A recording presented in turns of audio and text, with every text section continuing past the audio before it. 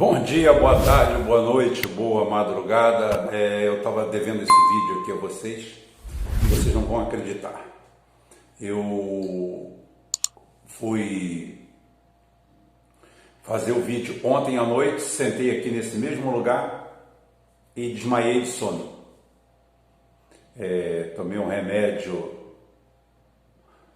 um antialérgico e realmente desmaiei.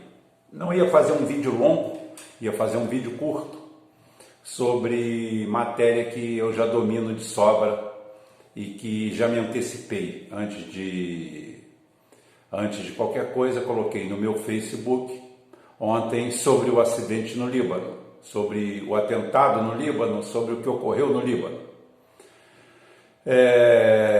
Afirmo, volto a reafirmar que o que houve ali foi nada mais, nada menos do que um acidente.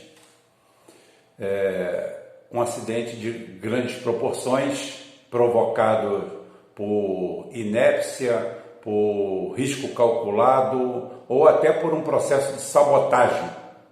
Existe a sabotagem. A explosão, míssil, ataque, não. Primeiro que o Líbano, dá uma pincelada rápida, porque vai ser um vídeo rápido, né? O Líbano era considerado uma Suíça para a Europa até 1975. Em 1975, a invasão de grupos rivais, a invasão religiosa, a guerra criou um cismo, uma coisa violenta, onde entraram em cena a Síria, entraram em cena Israel, entraram em cena tudo, e o Líbano, que é um oásis naquela área, né? O Líbano não tem deserto, o Líbano tem 10 mil quilômetros apenas, é a metade de Sergipe, mas são todas terras férteis, é um país maravilhoso.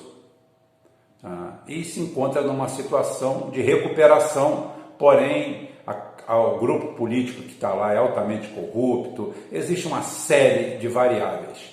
E ainda tem o agravante, para o caso atenuante, né, que é o Hezbollah, que atua dentro do Líbano e hoje faz o papel das Forças Armadas, uma milícia violentíssima, perigosíssima e que deixa Israel com as barbas de molho. Não acharia eu que Israel fosse lá provocar alguma coisa, haja vista que em 2006, quando o Hezbollah captura 2 soldados israelenses, leva para sua área, Israel vai retaliar e toma um pau federal. Ninguém fala do pau que Israel tomou no sul do Líbano do Hezbollah, mas foi feio. Perderam centenas de veículos, tanques, aviões, helicópteros, o negócio foi feio. Isso em 2006. O Hezbollah hoje está muito mais forte, então o Hezbollah que não se metam com ele.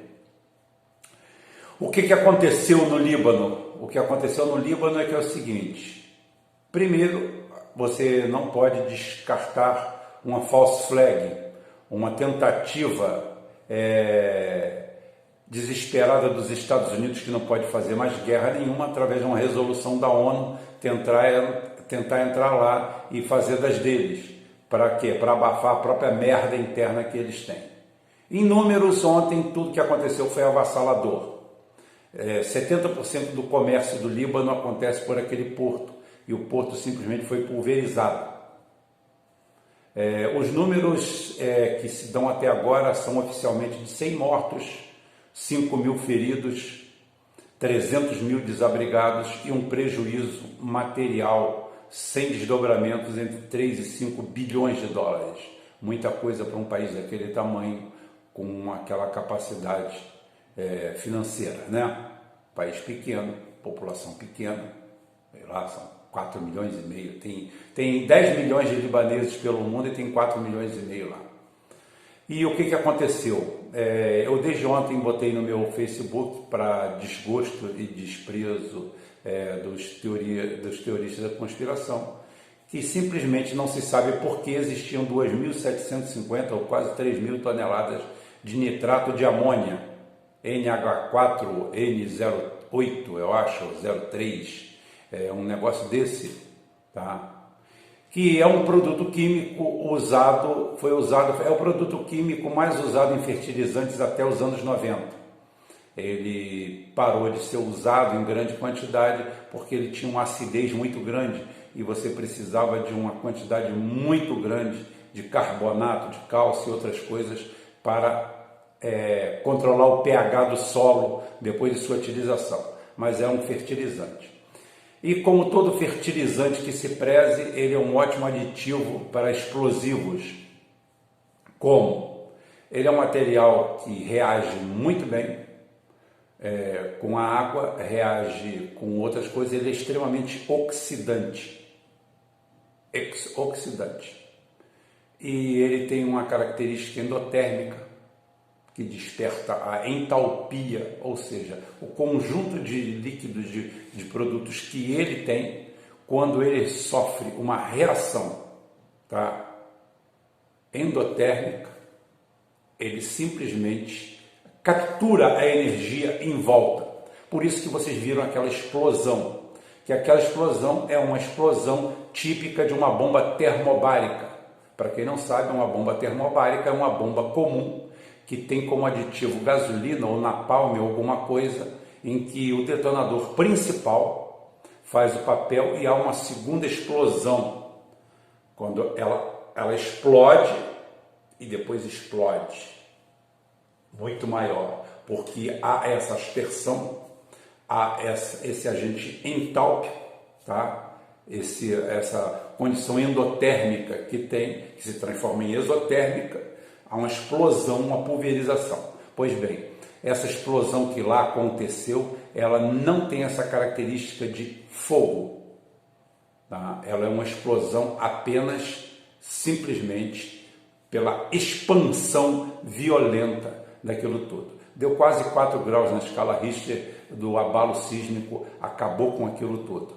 E como eu já falei, 100 mortos que devem chegar a 1000 ou mais, porque muitas pessoas foram queimadas e as queimaduras elas levam até 40 dias para matar muitas vítimas, porque a pessoa, quando perde a cobertura da pele, que é o maior órgão do tecido do corpo humano, é a pele, você perde essa cobertura, você vai acabar morrendo de falência renal.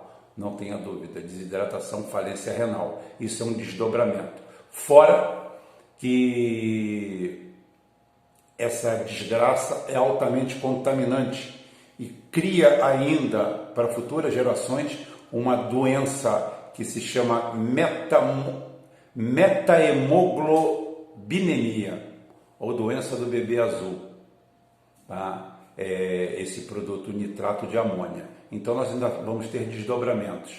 300 mil desabrigados, 1/3 da cidade praticamente abalado, perda atualmente de 70% da capacidade de comércio, grande parte do trigo, dos grãos, que faz parte da dieta básica, do jeito que nós temos arroz e feijão aqui, lá a dieta básica é em torno de trigo e carne e proteína, ou seja,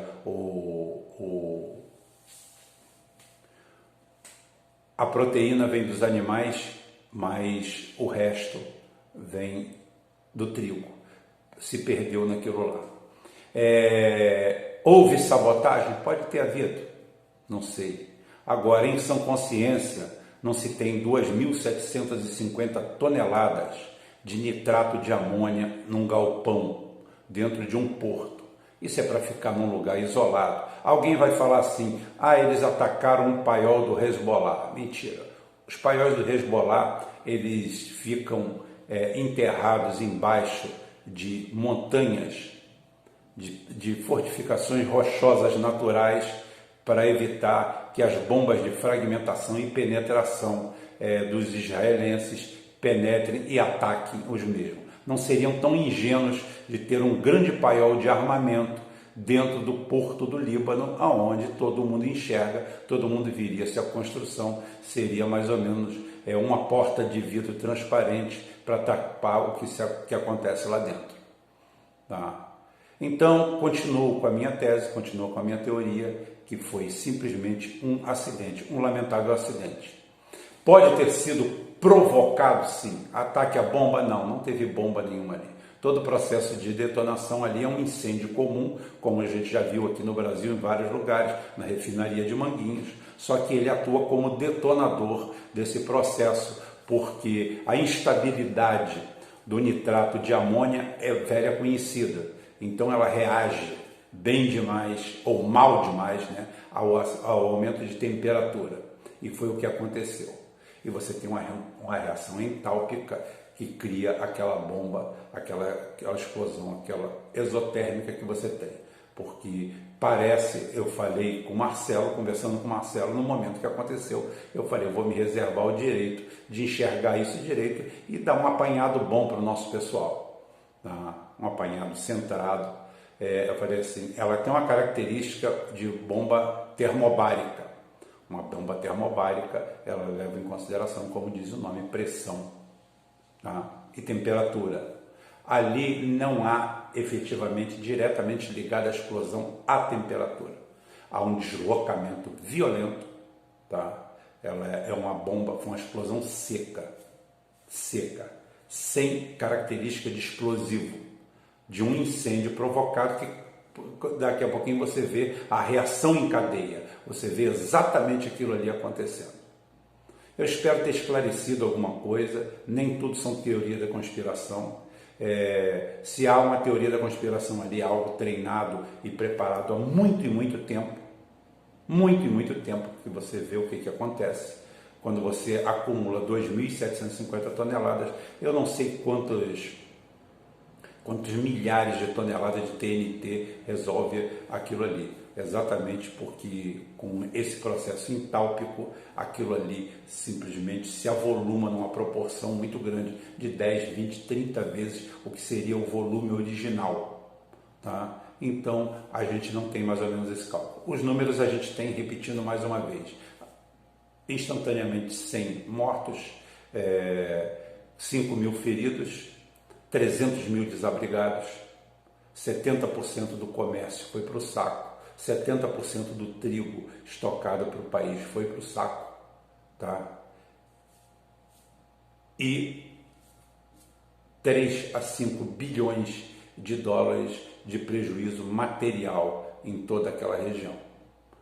Tá? O pior mesmo são as mortes, que muitas outras virão, porque primitivamente era um incêndio. Depois você tem realmente o deslocamento, os vídeos são assustadores, é uma onda de choque muito grande, exatamente por essa